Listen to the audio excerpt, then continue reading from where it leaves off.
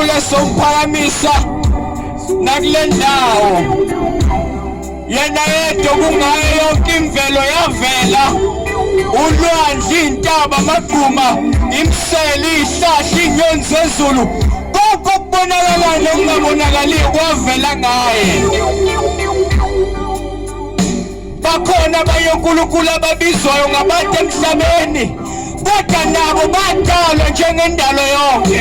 kodwa uyedwa ongayo kwavela konke okubonakalayo nokungabonakaliyo uNkulunkulu uJesu Kristu